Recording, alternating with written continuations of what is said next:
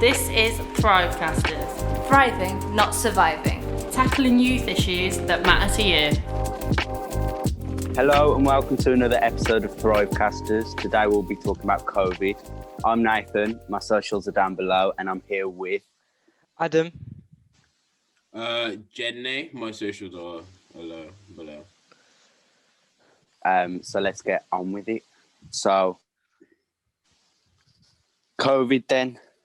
Has anybody got any questions? Anybody want to raise anything? Well, can I just say, Stuff like that. the suicide rate is 6.9 per 100,000 people. So, as you can see, suicide is a big thing during COVID because we're all locked inside and we feel like we're trapped and we can't talk to anyone. Yeah. Like, What was you saying? so basically, during the first lockdown, like I was going through a tough time because of other stuff which has happened as well. But when I've talked to other people, it made me feel better. Like I had to make new friends as well because I noticed the friends that I wanted to talk to about it were spreading it around. Yeah. I feel like during COVID, especially the first lockdown, we just needed to be there for each other, all of our friends, and then having someone to rely on because obviously it was a very difficult time, and just having people to talk to, like especially being online, doing school and stuff, has been very hard because it's just a lot of stress really. So having friends to talk to about has been really comforting.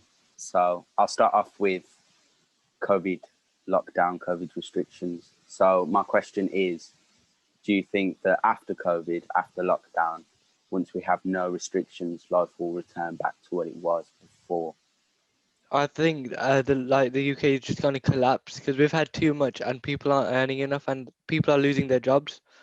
I think, and especially we've just left the European Union properly, our financial status is going to collapse because like for example, the track and trace app, they spent a lot of money on it, but they're using Microsoft Excel. I don't get that. Yeah, financially it's going to be very difficult for everyone because, yeah, like Adam said, everyone's losing their jobs and getting lockdown jobs is very difficult as well because the employment rate is just very low right now. So, and that affects families as well. So, are you guys worried about your futures?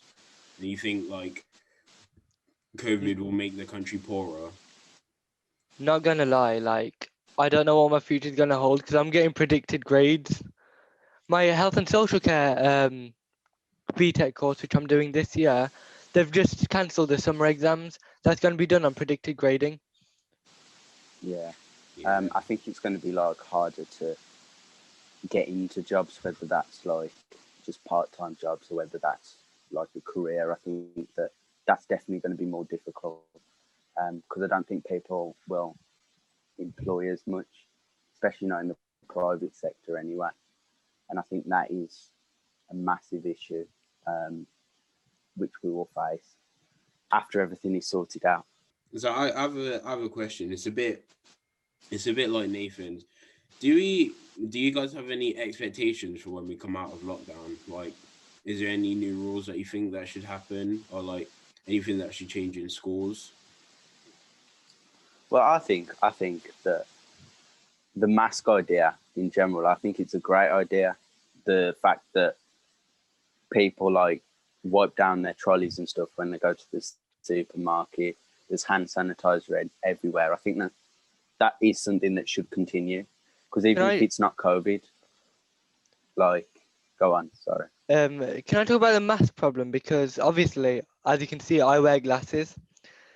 When I wear a mask, it's always steamed up, so they need to do something like a special mask for people who wear glasses. Yeah. Because I'm walking into school with steamed up glasses bumping into people and a wall. I broke my nose walking into a wall. Yeah, the masks idea is a really good idea. It is a good idea. After COVID's all gone, you got to think about beforehand, like the common cold could have been like spread through a supermarket by someone sneezing on a trolley or someone breathing on you. You know what I mean? So I think that should definitely continue, just for general hygiene and Oh, yeah. welfare of people. Do you think it's gonna go on for a long time? Like, let's say, 100 years in the future, they're doing history lessons. They're talking about COVID. Do you think they'll still be in this sort of situation? Can I just say, Boris hasn't done a good job You at think? all. Yeah, like, can I talk about how I would have done it if I was like Prime Minister? Yeah. So basically, the moment like it was announced a deadly virus is going to other countries, yeah, I would make sure that everyone would go back to their own countries if they're on holiday, and when they come back, yeah, I'll go into a national lockdown like properly, yeah. But the borders will definitely be shut, and we can only go out for essentials. Anything else, everyone's getting a fine if they go out for like anything else, unless if it's going for work. Anyone breaking the rule, yeah. Once the cases have dropped down to like zero, if we have like 0 cases or somewhere near that number, there would be a mass testing. Everyone would get a test kit, like every human in every household, and obviously we wait until the tests come back. If there's if there's more than like triple digit numbers who don't have COVID, then we're gonna stay in the lockdown. But if there's like double digits, they're the ones who need to self isolate, and everyone else can go out. So then there's more of a less risk of people, this spreading on like how Boris has done it. I think uh, this is because right now we're in our third national lockdown. Um, I just think the whole coming out and going back in is a bit pointless because it's like they're going death rates are going up and down, and then like the amount of people catching it because there's been a new wave as well. So we went into one and then we came out, and then we went into one in November, which some people thought was just useless, pointless, and people went out anyway, didn't follow COVID rules. And then now after New Year's, we're straight back into another one.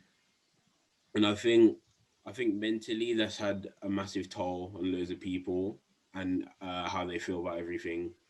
I think back in March last year when lockdown was first introduced, I think that Boris and the government could see what was happening in other countries. So I think Italy, they got hit bad then.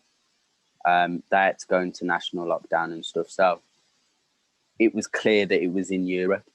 So I think if we would have gone into lockdown 3 weeks earlier, when that was happening in Italy, quite evidently, then I think that we wouldn't be in as much of a situation now.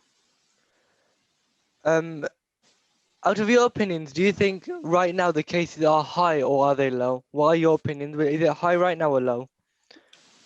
I think I think it would make sense if they said that they would be high because it's just we just came out of a holiday, we just came out of Christmas and New Year's. Everyone's been traveling, and it could have caught around a lot. But then loads of people had to miss Christmas and spend it alone. Yeah. But right now, because the way I view it, I've been going to school, right? Not many people have caught it from school. It's been all right for me, but I don't think that they were high. But this new variant of COVID, the cases are definitely Three going up. strands. Yeah. 3. Nathan? Yeah, 3. And they've got multiple vaccines, which I don't trust at all. But do you think the cases are high or low? Well, I think I read or saw somewhere that the cases are the highest they've ever been in this country. Well, from 3 o'clock today, the cases are 2.96 million in the country. It's crazy. in the UK alone. So that's what? That's scary. 65 million people in the country.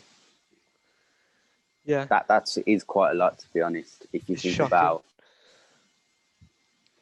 it as a whole. Oh, let's move on from cases. You want to start talking about schools? Because I have some questions on that. Yeah, let's talk Go about ahead. schools. So we've been doing online school and stuff. Do you think online school has as much as an impact on teachers as it does on students? No, I'm currently in middle of coursework. They can't teach us our course properly because they're not checking. They can't physically check our work in person and tell us what to change and all that. Along with that, I live with people who are vulnerable, so I'm not able to go into school, and I've rescheduled my exams for June because I'm living with vulnerable people.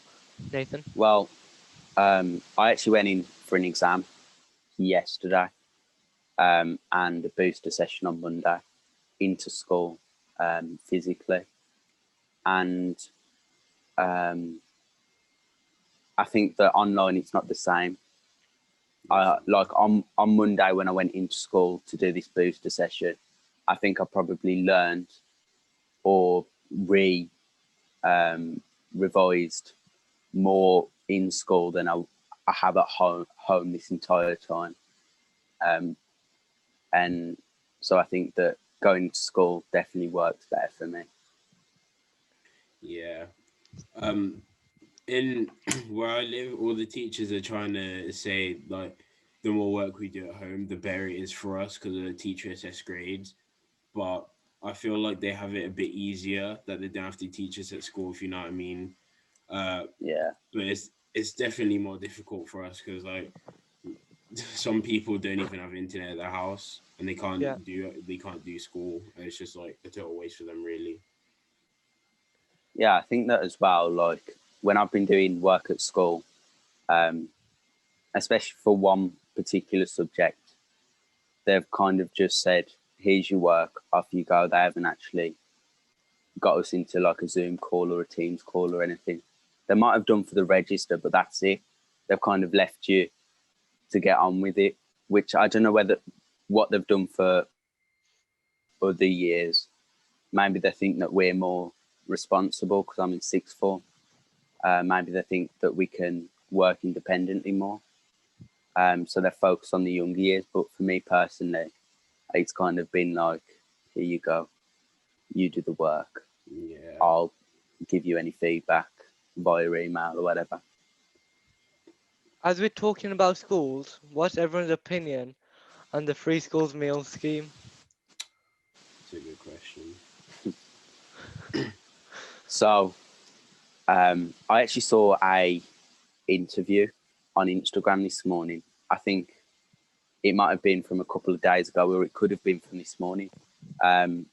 It was on Good Morning Britain on ITV, and it was an interview between Piers Morgan and Susanna, and then on the other end it was Matt Hancock, and Piers Morgan was asking him all these different questions, and there was this one question where Piers Morgan said, "Do you regret making the decision and voting for kids not to have free school meals?" And he just couldn't answer the question. He totally froze. Um, and it was very interesting, actually, to see that he couldn't actually answer the question properly. He was trying to divert all the time. So I think it was a very poor decision for anyone that voted against free school meals, whether it was a budget saver for the government or not. I fully agree with you. And like with my living situation, my mum's a single mum, and there's loads of single parents out there that can't get childcare that still have to work as well. And like, if I was a bit younger and I have a younger brother and I wouldn't have childcare, and then like getting the money to feed us as well, it's just like it's very difficult. So for children to not have free school meals would just be a big problem, a very big problem financially for people, and it'd be a bit, it's just very straining on people. Yeah, definitely. I think that I know a lot of people who did benefit from free school meals. some of them were like even my friends, and it's like it's sad to see that they're gonna go. They won't be needing them anymore because they've gone on to do college or sixth form or whatever. But if you think about the younger years, or even those in sixth form, it is something that was a very wrong decision from the government, in my opinion. And I think it needs to be addressed sooner rather than later in more detail. From my sixth form, can I just say there are people going around asking for food because obviously they have breakfast, but when they get to school, they're obviously going to be starving at lunchtime because our lunchtime is at 1 something. They ask and they have a little bite of like, some food someone's bought. That's what's like, fair enough. Like some people, for example, like the Tories, like, or the Prime Minister and all that could say, um, they should have bought their own food, but they don't have the money for it. Their parents can't work for some reason, or like in JD's like way, his mum's a single mum. Like she might not even, especially with like equality, females aren't earning as much as men are. That's true. Well, my local MP voted against Wendy Morton. She voted against free school meals, and it is evident that it was the Conservatives' decision overall, and they were the people that voted against it. And I've seen a lot from Keir Starmer and the Labour Party saying how disgraceful it is, etc. And to be honest, I totally agree with them. Yeah. Me knowing loads of people that have financial problems, just seeing them go through stuff like this, like not having enough food, is very difficult. And like, because I don't mind sharing my food because I get a lot of food, bring it in, and then I give them out to some people sometimes.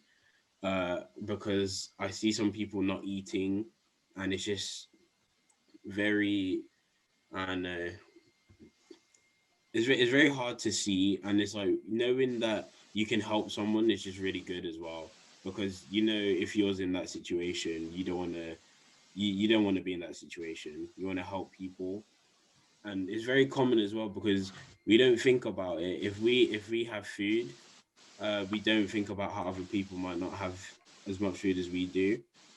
So someone could be starving and they might not say anything about it. Yeah, yeah. It's the old saying: you don't know how grateful you are Yeah. until it's been taken away. Um, so it's more of an issue to some people than others. Personally, I haven't experienced it, but I do know people like that, and I do know how hard not having free school meals is going to be for them. Um, when we returned to school, do you think Boris should have provided every household with a testing kit, like about like every few weeks, just to see if anyone's caught coronavirus without them going to a station? Mm, I think That's an interesting I one. think I think he should have, because then we all have to go back at one time. If one of us has caught it, then like because we might not be showing symptoms, but we still could have it, and then we could spread it around. Yeah. So it's just to take more precautions, really, and it's to make sure everyone else in the year is safe. And then maybe not weekly, but like let's say at the end of every month or term, maybe we get another test. So I just would regularly check up. I would say every 2 weeks because 4 weeks in a month, if we do it halfway through the month and then one at the end, it'll be more efficient. Well, my brother goes to a private school, um, and to do with dyslexia, because he's dyslexic, and he's actually gone into school today, and every week he has to have a test before he enters the building. I think it's one of them quick 15-minute tests. Yeah. And I think that should be introduced around all schools for all students and for all teachers in the short future. Definitely. Yeah. About schools, you know how we went to schools during the second lockdown? Do you think, like, we've had staffing problems, as in, like, some staff are getting coronavirus, and we're like some schools are were running short on staff, and they had no one to take over. Do you think that would affect how? Do you think that that's going to affect our future because we're not getting the right learning from the right teachers? Yeah, because I think it will affect our future because now we're getting we can't do our actual exams, so they're being assessed by our teachers, and if we're not seeing them or we're not in school to get the proper learning, then it's definitely going to affect our grades. And now we have to go to like, because I'm in year 11, I'm doing like little assessments when we go back. I can't do my actual GCSEs, so that's definitely going to affect it. But you guys, so we all have to do online stuff, but do you think it's all really worth it? Because like if our grades aren't gonna be what we actually work for the entire time, like if I'm not gonna get my actual GCSE grade, it's gonna be different because it's assessed by my teachers instead by an examiner, then I don't really think that it's worth it to do online lessons if it's just gonna be like that. Online lessons are pathetic. If you think about it, the teachers can't communicate with their pupils properly to get them the right grades. If it was in school, like they can communicate with us and say, "Oh, you can change this. Like this is a grade 3 answer. You can do this to make it, a pass grade or something like that." Well, for my situation, my courses in sixth form are predominantly coursework, so it's pretty easy with me. But the teaching aspect would definitely be more beneficial. And as I said earlier, I haven't really received that. I've just been introduced to the lesson, being given the content, and then they've kind of said just go and do it, rather than teaching us and going through it with us. And as I say, I don't think that is something that is going to work in the long run. So I think we definitely need to get back to school as soon as we can, whether that's testing every day or whether that's because all restrictions are gone and necessary testing is all done. But we need to get in school as soon as possible, in Yeah. my opinion.